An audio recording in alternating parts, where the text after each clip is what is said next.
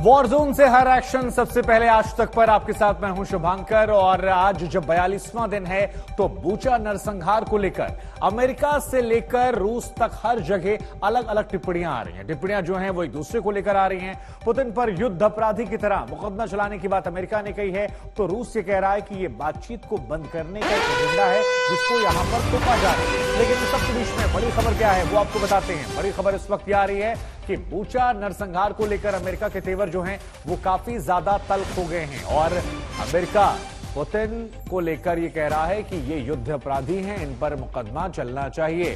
Putin युद्ध अपराधी हैं। हम आपको बता दें बूचा से कई तस्वीरें ऐसी निकलकर सामने आई थी जहां लोगों के हाथ बंधे हुए थे और उन्हें सिर में पीछे से गोली मार दी गई थी। इन तस्वीरों को जेलेंस्की लेकर संयुक्त राष्ट्र जब पहुंचे तो वहां पर भी अपने संबोधन में कहा कि देखिए बर्बरता हुई है, नरसंहार हुआ है।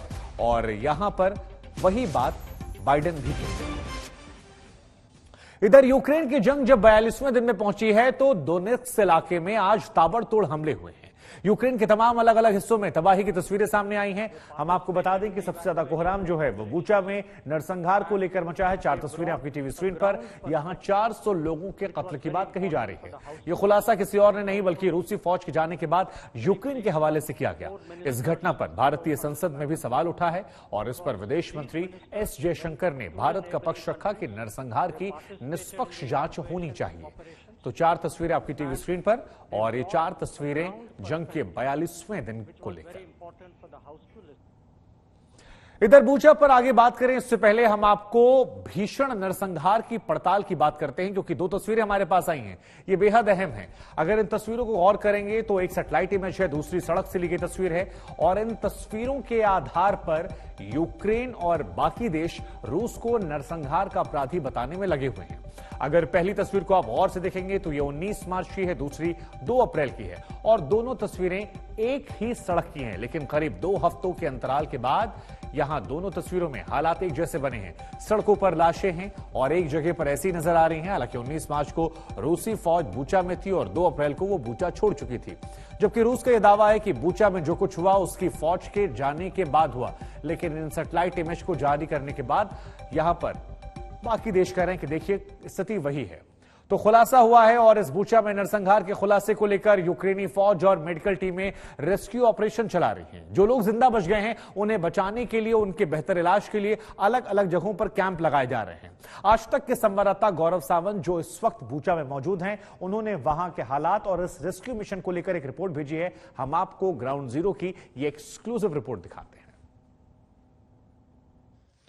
रूस यूक्रेन युद्ध के 42वें दिन इस समय जो मेडिकल टीम्स हैं और जो इमरजेंसी सर्विसेज हैं वो घर घर जाकर लोगों को दवाइयां या कोई और मदद अगर उन्हें चाहिए वो मुहैया कराने की कोशिश कर रही है। हम इस समय बूचा के केंद्र में हैं और बूचा के केंद्र में अभी राष्ट्रपति ज़ेलेंस्की जो यूक्रेन के हैं उन्होंने अंतर्राष्ट्रीय टीमें बुलाई हैं फोरेंसिक जांच के लिए, इन्वेस्टिगेशंस के लिए उन्होंने इन्वेस्टिगेटर्स बुलाए हैं ताकि एक निष्पक्ष पारदर्शी जांच हो सके और रूस के कथित युद्ध अपराध के लिए यहां पर जांच की जा सके एक निष्पक्ष तरीके से। किस तरह से होगी ये जांच? जिन अधिकारियों से हमने बात की उन्होंने कहा कि वो घर घर जाकर लोगों से बातचीत कर रहे हैं, वीडियो एविडेंस मुहैया करा रहे हैं, लेने का प्रयास कर रहे हैं ताकि ये पता लगाया जा सके क्या क्या युद्ध अपराध हुए। वीडियो एविडेंस, स्टेटमेंट लिए जाएंगे लोगों के, फिर इंटरनेशनल टीमों द्वारा जांच की जाएगी। देखिए जैसे ये टीम्स हैं ये घर घर जाकर अभी तलाशने का प्रयास कर रहे हैं कि किसको किस तरह की मदद चाहिए, किस तरह के इन्वेस्टिगेशंस होंगे। फॉरेंसिक एविडेंस, डॉक्टर्स और पोस्टमार्टम जब यहां किया जाएगा उन लाशों का तो क्या उनके हाथ पीछे बंधे थे, क्या क्लोज क्वार्टर पे उन्हें गोली मारी गई थी। रूस की सेना की 64वीं मोटराइज्ड डिवीजन की एक ब्रिगेड यहां तैनात थी, उसकी पूरी फेहरिस्त इकट्ठा की जा रही है, कौन कौन अधिकारी यहां पर तैनात थे। तो वो सारी जांच के बाद एक इंटरनेशनल केस तैयार किया जाएगा रूस के खिलाफ, ऐसा यूक्रेन की सरकार का दावा है। युद्ध के 42वें दिन बूचा, यही यहाँ के लोगों की बात भी है कि रूस के विरुद्ध उनके मन में इस तरह की भावना है। युद्ध के रुस्की गो होम ये कह रहे हैं यहाँ के डॉक्टर्स भी और मेडिकल टीम्स भी। युद्ध के 42वें दिन बूचा से कैमरामैन ललित मोहन जोशी के साथ गौरव सावंत, आज तक। तो बमबारी, भीषण तबाही, नरसंहार को लेकर तस्वीरें हमने आपको दिखाई, रिपोर्ट दिखाई। अब कहानी है अपडेट को लेकर है, क्योंकि कहा जा रहा है ऐसी बर्बरता देखी नहीं गई है। बूचा नरसंहार में मारे गए 400 लोग हैं, ये एक नई जानकारी निकलकर सामने आ रही है। यहां पर देखिए जानकारी हम आपको दिखा रहे हैं, 400 लोग मारे गए हैं, ये पहली जानकारी। कीव से लापता लोगों की संख्या जो है वो 200 बताई जा रही है, और यह भी कहा जा रहा है कि अलग अलग जगहों पर होस्टमिल से लापता लोग जो हैं वो 400। कुल मिलाकर हम आपको बता रहे हैं कि यूक्रेन से कितने लोग लापता हैं। मारियोपोल में लोगों की स्थिति क्या है, 1,20,000 लोग हैं जो वहां पर फंसे हुए हैं, ये जानकारी यहां निकल कर आ रही है। माइकोलेव हमले की बात की जाए तो 12 लोग वहां पर हैं जो इस हमले में वहां पर उनकी मौत हुई है। तो अपडेट और वहां पर लोगों की स्थिति क्या है वो हम आपको लगातार दिखाने समझाने की कोशिश कर रहे हैं। हम आपको एक रिपोर्ट भी दिखाएंगे जिसके जरिए आप समझिए कि हालात जो है वो कैसे बद से बदतर हो गए हैं, और नरसंहार को लेकर आज कैसे पूरी दुनिया की निगाहें जो हैं वो यूक्रेन के बूचा पर आ गई हैं। क्योंकि बूचा में जो कुछ हुआ, ऐसा कहा जा रहा है कि ऐसा ISIS के जमाने में हुआ था। ये पूरी रिपोर्ट देखिए आप।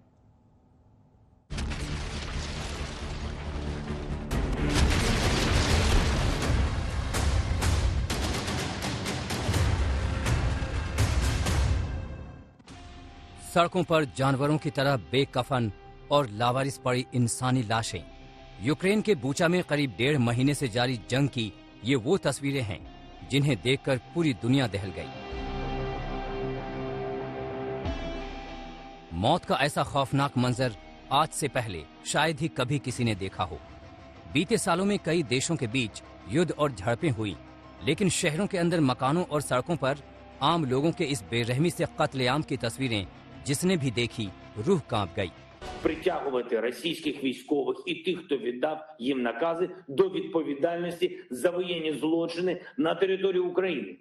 Кожен, хто віддав злочинні накази і хто їх виконував, вбиваючи людей, опиняться під трибуналом, який має бути аналогічним Нюрнберзькому процесу. यूक्रेनी राष्ट्रपति ने बूचा में हुई हैवानियत का जो ब्यौरा दिया है वो सन्न करने वाला है। ज़ेलेंस्की के मुताबिक रूसी फौज ने आम नागरिकों को टैंकों से रौंदा, महिलाओं का बलात्कार किया गया, फिर उनकी हत्या कर दी गई। हत्या से पहले लोगों को खौफनाक यातनाएं दी गई, कई लोगों की जीभ काट दी गई तो कई लोगों के अंग भंग कर दिए गए। करीब 300 लोग इस कत्लेआम का शिकार बने। सड़कों के अलावा कई लाशें सामूहिक कब्रों में भी मिली हैं। बूचा पर कई दिनों तक रूसी फौजों का डेरा रहा। शहर पर कब्जे के लिए यूक्रेनी फौज के साथ इनकी भीषण जंग चली, लेकिन आखिरकार रूसी फौज को पीछे हटना पड़ा। लेकिन इनके जाने के बाद जब यूक्रेनी फौज और मीडिया शहर के अंदर पहुंची तो मौत का ये मंजर दुनिया के सामने आया। यूक्रेन का सीधा आरोप है कि पीछे लौटती रूसी फौज ने ये कत्लेआम किया, जबकि रूस बूचा के नरसंहार को उसे बदनाम करने की साजिश बता रहा है। हालांकि कुछ तस्वीरें रूसी दावों पर सवाल खड़े कर रही हैं। बूचा की ये 2 तस्वीरें सच को सामने लाने में मददगार हैं।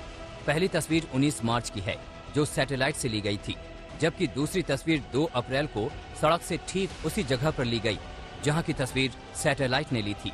सैटेलाइट तस्वीर लिए जाने के वक्त यानी 19 मार्च को रूसी फौज बूचा में ही मौजूद थी, जबकि 2 अप्रैल को रूसी फौज शहर से जा चुकी थी। लेकिन बड़ी बात यह है कि दोनों तस्वीरों में शहर की इस सड़क का हाल एक जैसा है। दोनों तस्वीरों में सड़क पर एक जली हुई कार और कुल लाशें दिखाई दे रही हैं, और गौर से देखें तो कार और सभी 6 शवों की स्थिति दोनों तस्वीरों में एक जैसी है। इससे तो यही मतलब निकलता है कि इन लोगों को कत्ल तभी किया गया था जब बूचा पर रूसी फौज का कब्जा था। इन तस्वीरों को देखकर पूरी दुनिया का गुस्सा भड़क गया है। We all saw the gruesome pictures from Bucha and other areas from which Russian troops have recently left. Yesterday I conveyed to President Zelensky my condolences and assured him of the European Commission's full support in these terrible times. These atrocities cannot and will not be left unanswered. They were in plastic handcuffs behind, and they were shot like that.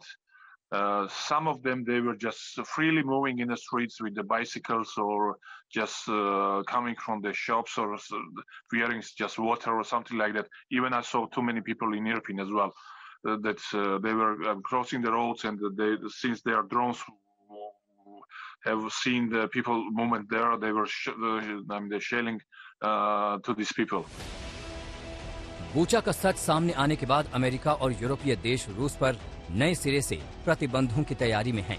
संयुक्त राष्ट्र सुरक्षा परिषद में रूस की अस्थायी सदस्यता पर भी सवाल उठाए जा रहे हैं, लेकिन रूस अभी भी मानने को तैयार नहीं है कि बूचा में ये हैवानियत उसकी सेना ने की है।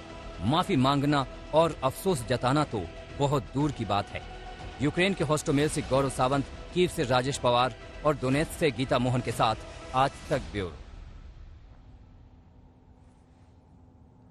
तो ये पूरी रिपोर्ट हमने आपको दिखाई। हमारे साथ गौरव सावंत इस वक्त जुड़ रहे हैं बूचा से। गौरव, बूचा का मामला अब हिंदुस्तान की संसद में भी गूंजा है। हमने देखा एस जयशंकर साहब ने इसका जिक्र किया, लेकिन जो सैटेलाइट इमेज निकल कर आ रही है, क्या ये रूस की परेशानियां बढ़ा सकती हैं और ये शांति वार्ता में भी एक बड़ी भूमिका निभा सकती हैं कि वार्ता शायद खत्म हो जाए या फिर देरी हो जाए उसमें?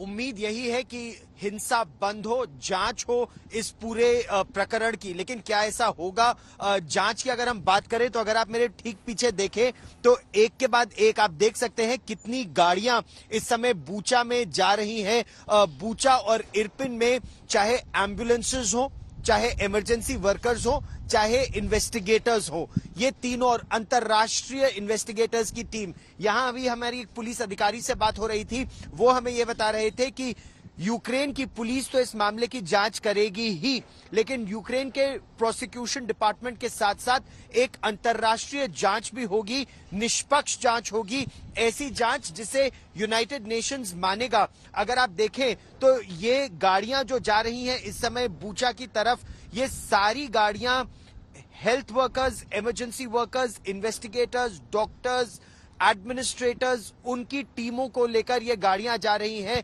ताकि किसी भी तरह बूचा, इरपिन, होस्टोमेल या जहां इस समय हम हैं स्टॉइन का, ये इलाके बहुत बुरी तरह प्रभावित हुए थे रूस की बमबारी में और आर्टिलरी और मिसाइल अटैक्स में। तो कोशिश यही है कि एक रिस्टोर किया जाए बूचा को, दूसरा इन्वेस्टिगेशंस की जाए। यूक्रेन की माने तो उनके पास उन अधिकारियों के नाम भी है जिन अधिकारियों ने इस पूरे क्षेत्र में 24 फरवरी से लेकर 30 मार्च तक जिनकी निगरानी में यहां रशिया के ऑपरेशंस हुए थे। रशियन आर्मी के वो ऑफिसर्स, आर्मर्ड डिवीजन के हैं वो ऑफिसर्स, उनके नाम है, जवानों के उनके पास नाम है, इंटेलिजेंस एजेंसीज ने वो सारे नाम जुटाए हैं। अब कोशिश यूक्रेन की ये है कि उन अधिकारियों के डीएनए सैंपल्स इकट्ठा किए जाएं। हालांकि 3-4 हजार सिपाहियों के डीएनए सैंपल कैसे वो इकट्ठा करेंगे, ये एक बहुत बड़ा प्रश्न है। लेकिन उनकी कोशिश ये है, क्योंकि आरोप बलात्कार के भी है, आरोप यौन शोषण के भी है, आरोप पकड़कर हत्या करने के भी है, तो वो चाहते हैं कि इसकी एक निष्पक्ष अंतर्राष्ट्रीय जांच हो और दोषियों के खिलाफ कार्रवाई हो। कोशिश यूक्रेन की ये भी है कि जो मिलिट्री ऑपरेशंस हैं इस क्षेत्र में तो बंद हो गए। हमारे पीछे आप वैसे अब से थोड़ी देर पहले देख सकते थे बड़ी बड़ी बख्तरबंद गाड़ियां और मिसाइलें और सेल्फ प्रोपेल्ड आर्टिलरी तोपें जा रही थी बेलारूस के बॉर्डर की तरफ। बेलारूस का बॉर्डर लगभग यहां से 80 किलोमीटर दूर है, तो वहां पर जा रहे हैं वो लोग और कोशिश यहां पर यही हो रही है सीमाओं को सुरक्षित किया जाए और ऑपरेशंस अब जो दक्षिण और पूर्व के इलाके में है उन पर पूरा फोकस हो। शुभांकर। गौरव, एक सवाल यहां पर यह खड़ा होता है कि ये जांच होगी, रूस पर केस चलाने की बात की जा रही है, केस चलेगा, नतीजे आएंगे, सही गलत पता लग जाएगा। लेकिन एक और सवाल जो इससे बड़ा है वो ये है कि 42 दिनों से युद्ध चल रहा है, शांति वार्ता में काफी हद तक करीबियां हो गई थी। इस घटना का उस पर कितना गहरा असर पड़ेगा, जरा इसको समझाइए और इसका युद्ध के लार्जर पिक्चर में क्या रोल होने वाला है?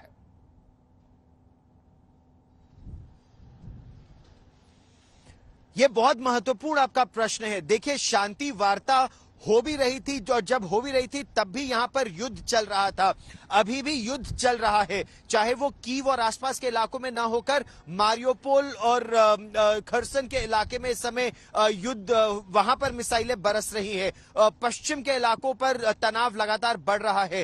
तो यूक्रेन की तरफ से अब वो केवल डिफेंसिव नहीं लड़ रहे हैं। यूक्रेन की सेना के अधिकारी ये कह रहे हैं कि उन्होंने पश्चिमी देशों से नेटो देशों से अब ऑफेंसिव हथियारों की भी मांग की है। उनको T-72 टैंक मिल रहे हैं, उन्हें BMP-2 आर्मर्ड पर्सनल कैरियर्स मिल रहे हैं, उन्होंने तोपों की मांग की है, सेल्फ प्रोपेल्ड आर्टिलरी की भी और टोड आर्टिलरी की भी, 155 मिलीमीटर तोपों की भी और उससे बड़ी तोपों की भी उन्होंने मांग की है नेटो देशों से और पूर्व सोवियत संघ के देशों से। उन्होंने S-300 मिसाइल सिस्टम की भी मांग की है। तो ये केवल डिफेंसिव वेपन्स नहीं है, ऑफेंसिव वेपन्स की भी वो मांग कर रहे हैं। बातचीत भी हो लेकिन शक्ति के स्थल से वो बातचीत हो, इसीलिए यूक्रेन हथियार चाहता है। यूक्रेन के राष्ट्रपति व्लादिमीर ज़ेलेंस्की ने रूस के हमले के बाद पहली बार संयुक्त राष्ट्र सुरक्षा परिषद को संबोधित किया। इस दौरान ज़ेलेंस्की ने यूक्रेन में रूसी सैनिकों की बर्बरता को दुनिया के सामने रखा और बूचा की दर्दनाक कहानी को भी बयान किया।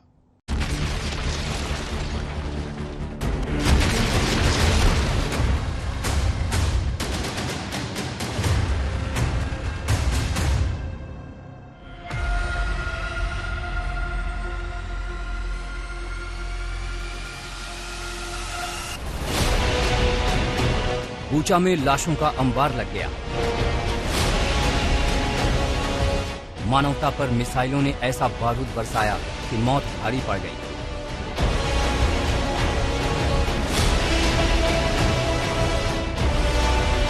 तबाही ऐसी मची है कि यूक्रेन तड़प उठा है। बूचा पर रूस के हमले ने यूक्रेन को बड़ा सदमा दिया है। उसी बूचा की दर्दनाक कहानी अपने शब्दों में ज़ेलेंस्की ने पूरी दुनिया को सुनाया है। संयुक्त राष्ट्र सुरक्षा परिषद को उन्होंने संबोधित किया। उसी संबोधन में बूचा पर रूसी जुल्म की दास्तां सुनाई।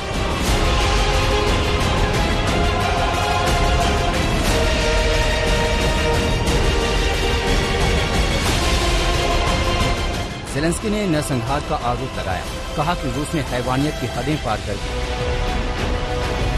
रूसी फौज ने टैंकों से आम नागरिकों को रौंदा, बच्चों के सामने महिलाओं का बलात्कार हुआ, फिर उनकी हत्या कर दी गई। कई लोगों की जीभ निकाल दी गई क्योंकि उन्होंने वो नहीं बोला जो हमलावर सुनना चाहते थे। ज़ेलेंस्की ने यह भी कहा कि दूसरे विश्व युद्ध की समाप्ति के बाद ये सबसे भीषण और बर्बर अत्याचार है। Притягувати російських військових і тих, хто віддав їм накази, до відповідальності за воєнні злочини на території України. Кожен, хто віддав злочинні накази і хто їх виконував, вбиваючи людей, опиняться під трибуналом, який має бути аналогічним Нюрнбергському процесу. बूचा में जो कुछ हुआ पूरी दुनिया के सामने उसका सच आ चुका है। लाशों की गिनती जारी है। कई इमारतों से शवों को निकालने का काम चल रहा है। अब तक ये तस्वीर साफ नहीं हो पाई है कि बूचा में रूसी बारूद ने कितनी जिंदगियों को तबाह कर दिया। ज़ेलेंस्की ने रूस पर आरोप लगाया कि ISIS और रूस में कोई फर्क नहीं। На сьогодні саме внаслідок дій Росії на території моєї держави, на території України скоюються найстрашніші воєнні злочини за увесь час після завершення Другої світової війни. बूचा की तबाही और मातम वाली सच्चाई सामने आने के बाद संयुक्त राष्ट्र महासचिव ने कहा कि वो बूचा की तस्वीरों को कभी भूल नहीं सकते। उन्होंने तुरंत स्वतंत्र जांच की मांग की है। अमेरिका, फ्रांस समेत कई देश रूस और राष्ट्रपति पुतिन के खिलाफ वॉर क्राइम के आरोप लगा रहे हैं, लेकिन रूस ब्रिटेन पर निशाना साध रहा है कि उसके कहने पर UNSC की बैठक नहीं बुलाई गई। कीव से गीता मोहन और गौरव सावंत के साथ आज तक ब्यूरो। रूस और यूक्रेन के बीच युद्ध शुरू होने के बाद से अब तक रूसी सैन्य टुकड़ियों ने कई शहरों और गांवों को तबाह कर दिया है। लाखों लोग यूक्रेन छोड़कर जा चुके हैं, तो वहीं जो बचे हैं वो मदद की गुहार लगा रहे हैं। हम आपको बता दें कि यहां पर बिजली, पानी, खाने पीने के सामान की काफी कमी है।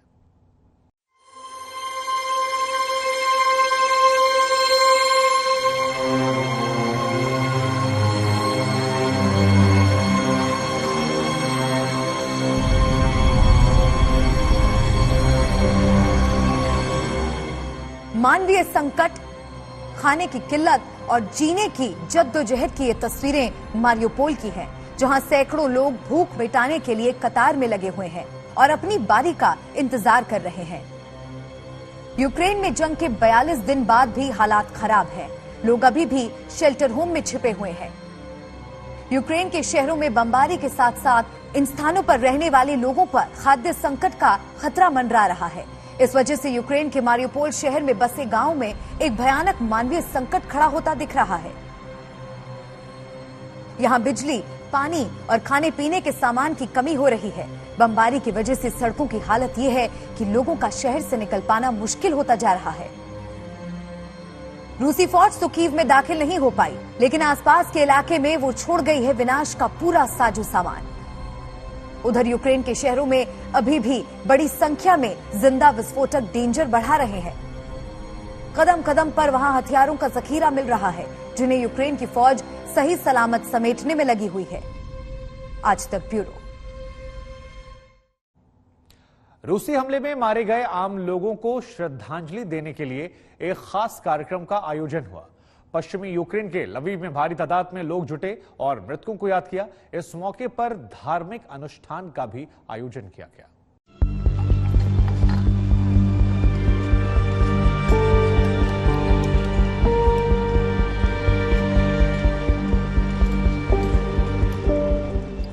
रूसी हमले में मारे गए आम लोगों के सम्मान में पश्चिमी यूक्रेन के शहर लवीव में कैंडल मार्च निकाला गया। शहर का मुख्य चौराहा मंगलवार शाम सैकड़ों पीली नीली मोमबत्तियों से जगमगा उठा। पिछले कुछ दिनों से कीव के बाहरी इलाके बूचा में रूसी सेना की ज्यादतियों की चर्चा पूरी दुनिया में है। आरोप है कि रूसी सेना ने पीछे हटने से पहले बूचा में आम लोगों का नरसंहार किया। बूचा से आई भयानक तस्वीरों को देख दुनिया परेशान है। लवीव में प्रदर्शन से पहले धार्मिक अनुष्ठान भी हुआ, जिसमें ईसाई धर्म से जुड़े धर्म गुरु शामिल हुए। लड़ाई में बेघर हुए लोगों ने भी प्रदर्शन में हिस्सा लिया। We just literally we jumped in the car. We were in our pajamas. We took just our passport, and that's it. All our belongings were behind. So we still pray and we hope that our apartment will not be destroyed, and we have the place where to come back. वहां मौजूद शोकोलोवा ने कहा कि वो भाग्यशाली हैं कि रूसी हमले में उनका कोई भी करीबी या रिश्तेदार नहीं मारा गया। आज तक ब्यूरो। बात सिर्फ आज बूचा की नहीं, क्योंकि आधा दर्जन से ज्यादा ऐसी जगह हैं यूक्रेन में जहां से रूसी फौज पीछे हट गई है। ये सब कुछ वहां पिछले 1 से 2 हफ्तों के दौरान हुआ है। यूक्रेन का इन सब के बीच ये दावा है कि रूसी फौजों को उसने वहां से खदेड़ कर रख दिया है। हालांकि रूस कह रहा है कि इन दावों में कोई सच्चाई नहीं है। सच्चाई कुछ और है, कहानी कुछ और है। रूस के मुताबिक इन तमाम जगहों पर खुद ब खुद उनकी फौज ने एक रणनीति के तहत छोड़ा, क्योंकि उसका मकसद यूक्रेनी फौज की लड़ने की ताकत को कम करना था। इसलिए उसने अलग अलग जगहों पर फोकस किया। लेकिन अब उसका सारा फोकस जो है वो डोनबास इलाके में है, उस इलाके में जिसको उसने स्वतंत्र घोषित कर दिया था इस लड़ाई से पहले।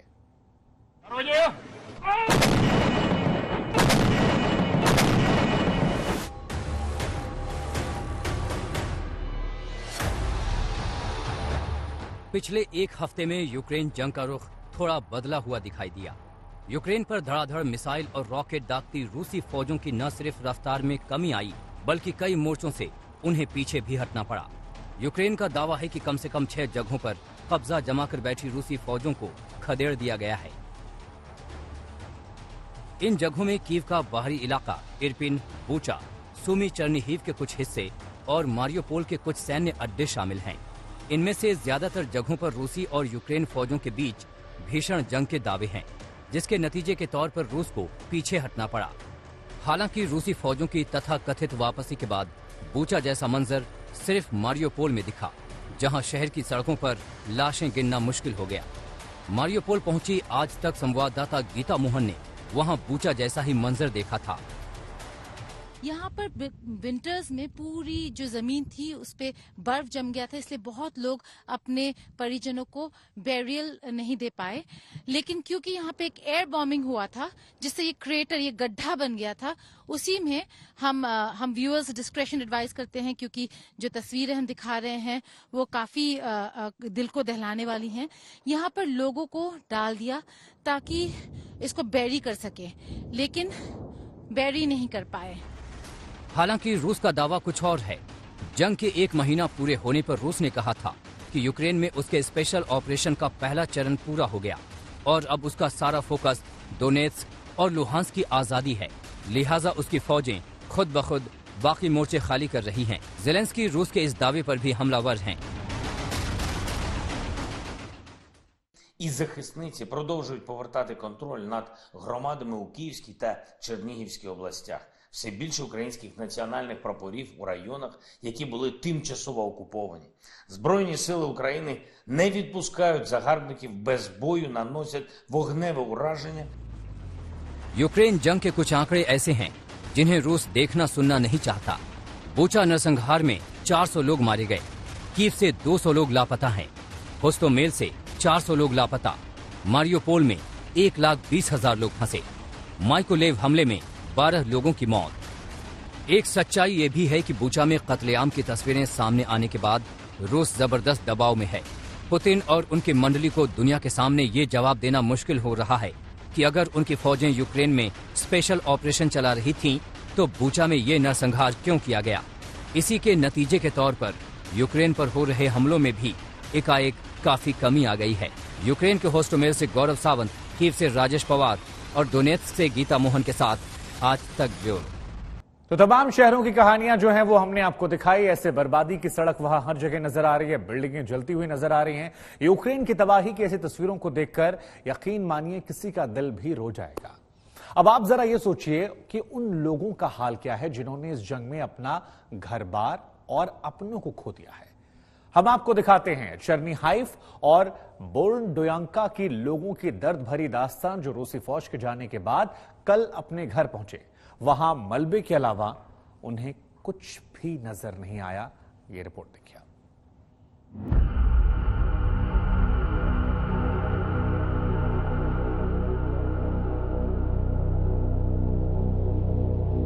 कभी किसी परिवार का ये खूबसूरत आशियाना रहा होगा। कभी यहां जिंदगी के तमाम रंग बिखरे रहे होंगे। खुशियां चहचहा रही होंगी। बच्चों की किलकारियां गूंज रही होंगी। लेकिन अब यह आशियाना मिट्टी में मिल चुका है। और उसी मलबे में 98 साल के बुजुर्ग ओक्सी शेरबो उन दिनों की निशानियां ढूंढ रहे हैं जब ये घर आबाद हुआ करता था।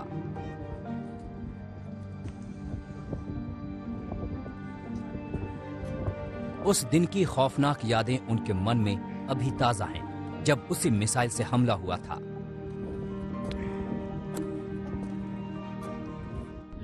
लेटा हुआ था जब खिड़की पर कोई चीज लगी और पूरे घर में कांच बिखर गया। मेरी बहू यहाँ ले गई। मैंने कुछ जलता हुआ देखा। एक टैंक वहां पर था और उससे आग की लपटें निकल रही थी।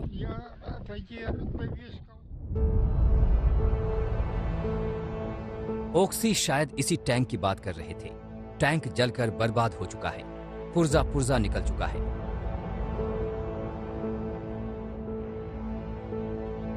सड़क पर और भी टैंक बर्बाद हाल में नजर आ रहे हैं। साथ में सड़क पर दिख रहा एक जोड़ी फौजी बूट, यकीनन ये किसी सैनिक का रहा होगा। चर्नीहिव को हाल ही में यूक्रेनी फौज ने रूसी फौज से मुक्त कराया है। शहर से रूसी फौज के निकलने के बाद पहली बार यहाँ के निवासी अपने घरों को देखने पहुंचे थे। इरीना उन बदकिस्मत लोगों में हैं जिनका घर जंग में बर्बाद हो चुका है।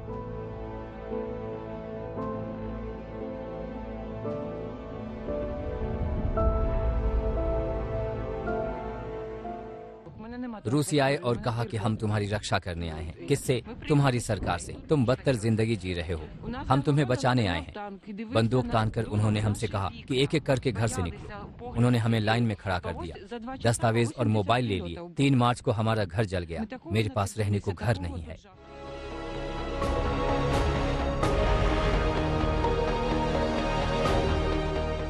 तैंतीस साल के दिमित्रो कोंद्रिक का घर भी रूसी हमले में नस्त नाबूद हो चुका है।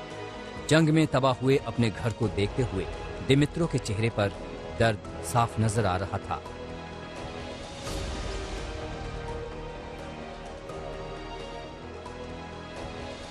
आंखों के सामने मंजर देखकर उसे यकीन नहीं हो रहा। जब वो घर को छोड़कर गए थे, उस दिन की कहानी दिमित्रो की जुबानी सुनिए। फौजी यहाँ थे, टैंक दौड़ रहे थे, पूरी सड़क को खोद डाला। जब हम यहाँ से गए 3 से 4 कारों में धमाका हुआ था। आगे जब आप जाएंगे तो आप 3 जली हुई कार पाएंगे। शवों को आंगन या पास के घरों में दफना दिया गया। चर्निहिव में अब यूक्रेनी फौज का कब्जा है। टैंक के साथ यूक्रेनी सैनिक शहर की रखवाली करते नजर आ रहे हैं, लेकिन बर्बादी के निशान यहाँ हर तरफ ताजा हैं। इसी पुल को देखिए, रूसी हमले में इसके टुकड़े हो चुके हैं।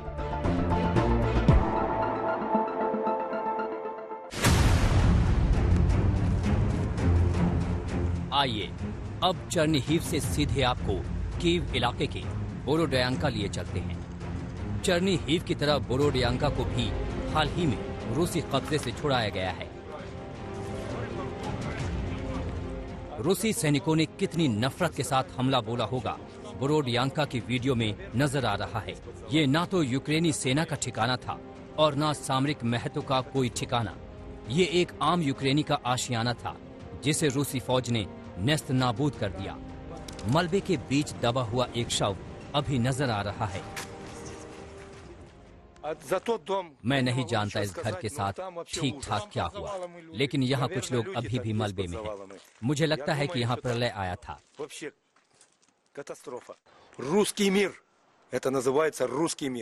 आप देखिए क्या हो रहा है, और इसे वो रशियन वर्ल्ड कहते हैं।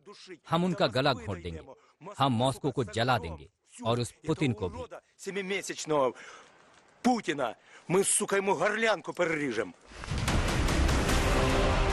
रूस के खिलाफ गम और गुस्सा साफ नजर आ रहा है। हर घर की हालत एक जैसी है। मीडिया कर्मियों को ओल्गा अपना घर दिखा रही है, किस तरह उसके घर को रूसी फौज ने बर्बाद कर दिया। बच्चों के कमरों पर उन्हें रहम नहीं आई।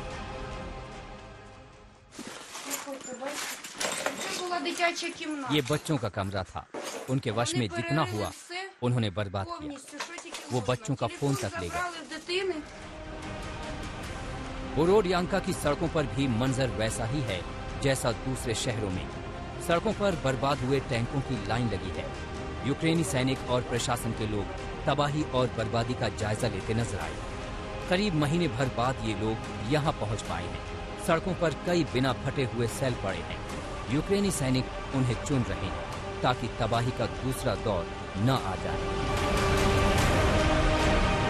स्थानीय प्रशासन फिलहाल बर्बादी का अंदाजा लगाने में जुटा है। कितने लोग मारे गए, कितनी संपत्तियों का नुकसान हुआ। बहुत सारे लोग अपना घर छोड़ चुके हैं, जबकि बहुतों के शव मलबे में हो सकते हैं। मलबों का अंबार देखकर कहा जा सकता है कि फिलहाल बर्बादी का पूरा आकलन करने में काफी समय लगने वाला है। हालांकि तस्वीरों से साफ है कि कीव के बोरोडियांका में कुछ बचा नहीं है। आज तक ब्यूरो। अब हम आपको दिखाते हैं कि जंग के मैदान से एक साहसिक रिपोर्ट। जब रिपोर्टिंग के दौरान दोनेत्स्क में रूसी कैंप पर रॉकेट से हमला हुआ, उस वक्त कैसे अफरा तफरी मची, लेकिन आज तक वहां डटा रहा ताकि आप तक हम रिपोर्ट पहुंचा सके।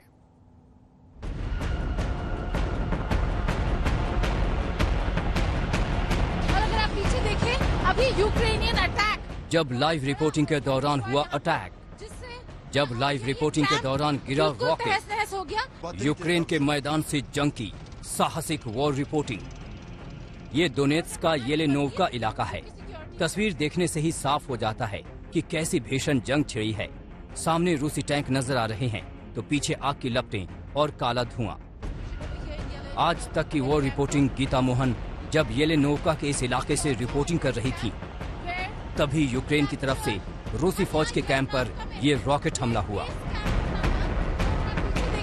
हम यहाँ येलेनोव्का में हैं, जो एक बेस कैंप होता था। और अगर आप पीछे देखें, अभी यूक्रेनियन अटैक, बहुत बड़ा शेलिंग हुआ यहाँ पर, जिससे ये कैंप बिल्कुल तहस नहस हो गया। आग अभी भी जल रहा है। यहाँ पे बहुत सारे tanks, armoured vehicles, artillery carriers रखे हुए थे, तो बहुत इंपॉर्टेंट स्टेशन था। और यहाँ पर अब जितने भी फोर्सेस हैं वो पीछे हट गए थे पहले देखने के लिए कि जा सकते हैं या नहीं। और अब देखिए भाग भाग के जा रहे हैं। जितने भी टैंक्स और आर्मर्ड व्हीकल्स को रिट्रीव कर सकते हैं, उनको रिट्रीव करके बाहर ले जाया जा रहा है। देखिए बाहर ले जाया जा रहा है। तो मेजर अटैक अटैक हो गया है यहाँ येलेनावका में। पीछे देखिए यूराल ट्रक्स बिल्कुल डिस्ट्रॉय कर दिए गए हैं और वहां पे आग अभी भी जल रहा है। तो जायजा लेके निकल रहे हैं। यूक्रेनी हमला होते ही अफरा तफरी मच गई।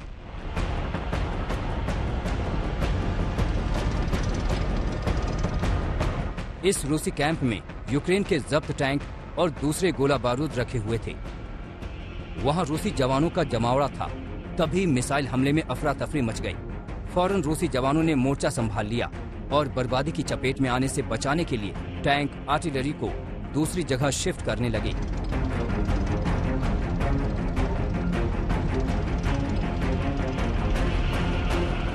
बोल रहे बाहर निकलने के लिए क्योंकि सिक्योरिटी थ्रेट है। बोल रहे बाहर निकल रही है क्योंकि सिक्योरिटी थ्रेट है। यहाँ पे देखिए सोल्जर्स, ये देखिए सोल्जर्स जा रहे हैं एक्शन।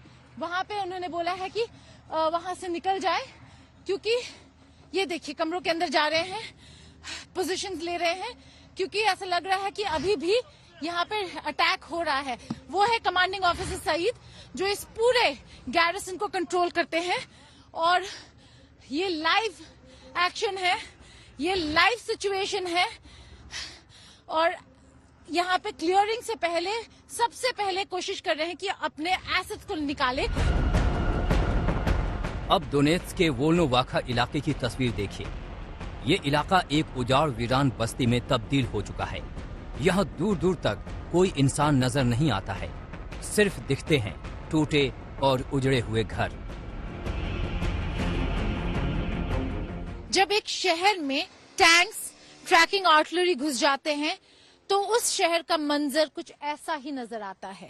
बर्बादी का आलम हर जगह। ये वोल्नोवाखा है जहां पर हम खड़े हैं, वो सेंट्रल अरीना कहलाया जाता था। एक पूरा शॉपिंग सेंटर जो एक पूरे स्ट्रेच ऑफ रोड पे था, आज वो रोड एकदम बर्बाद हो चुका है।